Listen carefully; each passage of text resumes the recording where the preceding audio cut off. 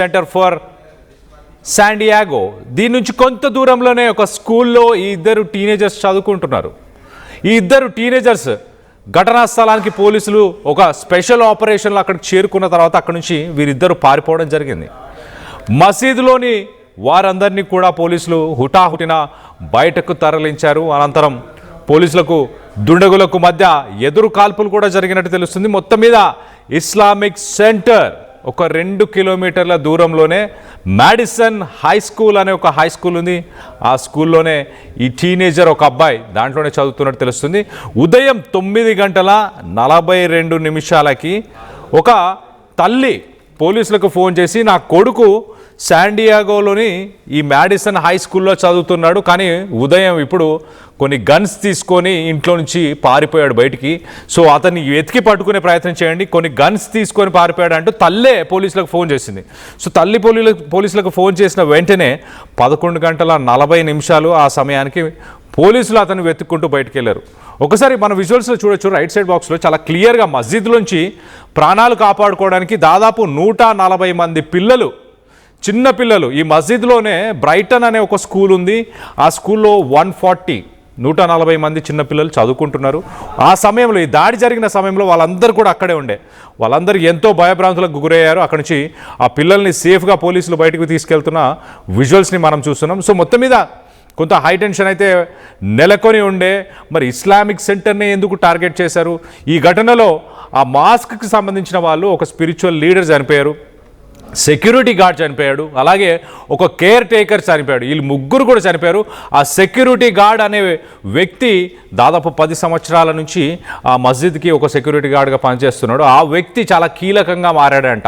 ఈ ఇద్దరు టీనేజర్స్ వాళ్ళని ఆపడానికి లోపల అంతా లాక్డౌన్, ఆ మస్జిద్ మొత్తాన్ని లాక్డౌన్ చేయడానికి వీటన్నిటికీ ఆ సెక్యూరిటీ గార్డ్ ఎంతగానో ప్రయత్నించాడు వాళ్ళందరినీ ఆపడానికి, వాళ్ళిద్దరిని ఆపడానికి. సో తన ప్రాణాలను కోల్పోయాడు ఈ ఫైట్లో.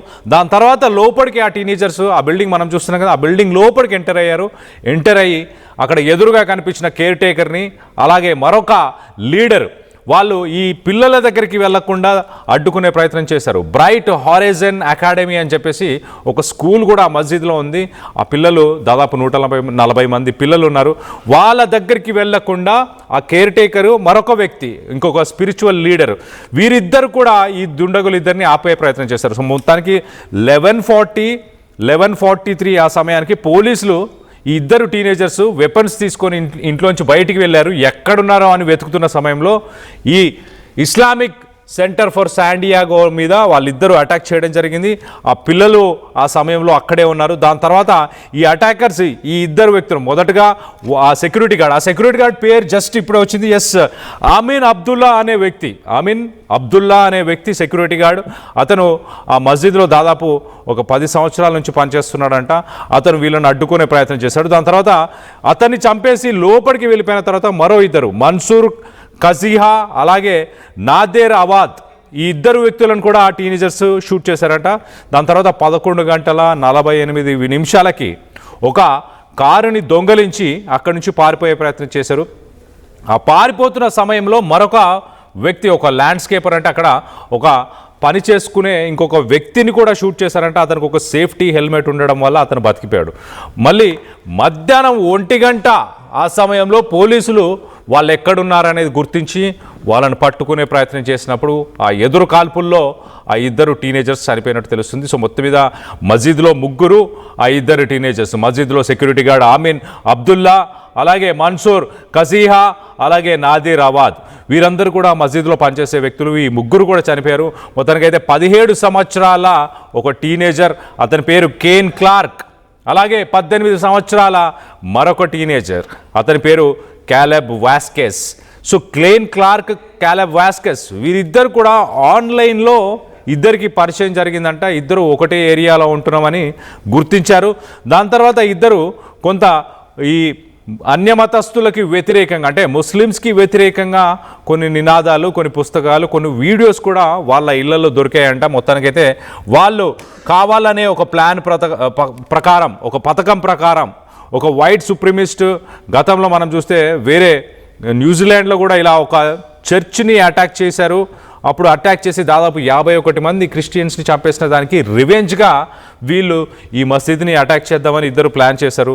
ప్లాన్ చేసి మొత్తానికైతే ఒక 30 వెపన్స్ని దాదాపు ఒక 30 వెపన్స్ని తీసుకొని అక్కడికి వెళ్ళడం జరిగిందంట. మొత్తానికైతే ఆ తల్లి ఎవరైతే ఉందో ఆ తల్లి తమ కొడుకు కొన్ని వెపన్స్ని తీసుకొని ఇంట్లోంచి బయటికి వెళ్ళాడు, ఏం విధ్వంసం సృష్టించబోతున్నాడో మాకు అర్థం అవ్వట్లేదు, దయచేసి మా కొడుకుని పట్టుకోవాలి అంటూ ఆ తల్లి వేడుకుంది.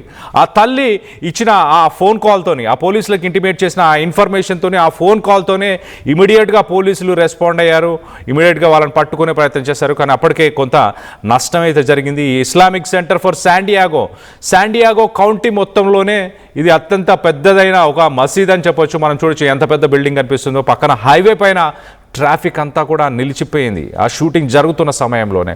ఒక్కసారి ఆ స్కూల్లో ఉన్న పిల్లలు 140 మంది పిల్లలు కూడా భయభ్రాంతులకు గురైపోయారు. మొత్తం మీద ఒక అవాంఛనీయ ఘటనని అయితే అడ్డుకునే ప్రయత్నం అక్కడ ఆ మస్జిద్లో పనిచేసే 3 వ్యక్తులు అడ్డుకునే ప్రయత్నం చేశారు.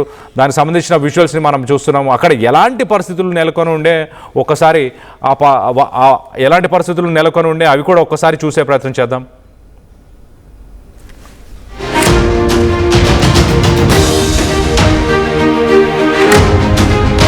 రైట్, మనం రైట్ సైడ్ విజువల్లో మనం చూస్తున్నాం. చూడొచ్చు స్కూల్ పిల్లలు, బ్రైటన్ అనే ఒక స్కూల్ కూడా మస్జిద్లోనే స్కూల్ కూడా ఉండడం. ఆ స్కూల్లో దాదాపు 140 మంది పిల్లలు ఉన్నారు.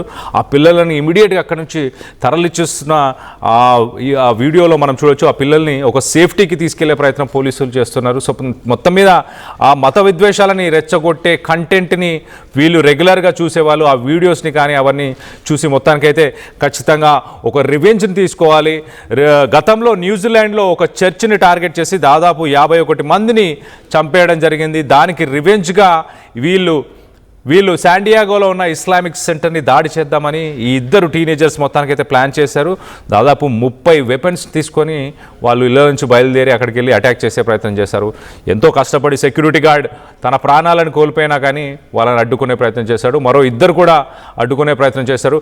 మనం రైట్ సైడ్ పైన బాక్స్లో చూడొచ్చు. ఆ మస్జిద్కి పరిసర ప్రాంతాల్లో ఉన్న ట్రాఫిక్ అంతా పోలీసులు నిలిపివేశారు. ఈ దాడి జరిగిన సమయంలో ఒక్కసారిగా అందరూ అప్రమత్తమయ్యారు, ఒక్కసారిగా షాక్కు గురయ్యారని చెప్పొచ్చు. శాండియాగో కౌంటీ అంటే సాధారణంగా అక్కడ కొంత ప్రశాంతంగానే ఉండే పరిస్థితులు ఉంటాయి. కానీ ఆల్ ఆఫ్ ఎ సడన్ ఇలాంటి ఒక ఇన్సిడెంట్ అక్కడ ఉన్న ప్రజలను ఒక్కసారిగా షేక్ చేసేసింది.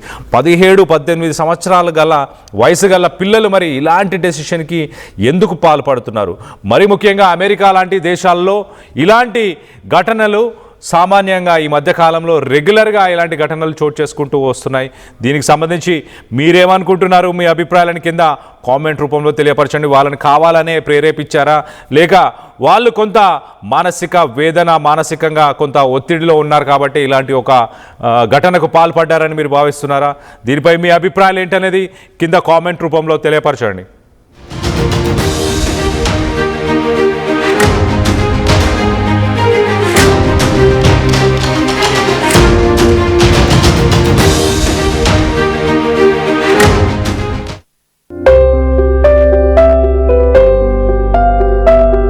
చిన్న చిన్న ఆనందాలు 35 ఏళ్లుగా నా జీవితంలో లేవు.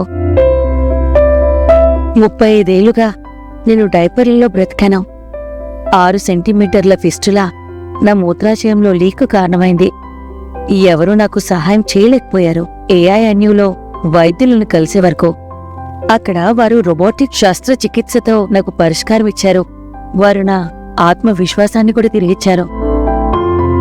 Precision care makes it possible. The Center for Robotic Surgery at AINU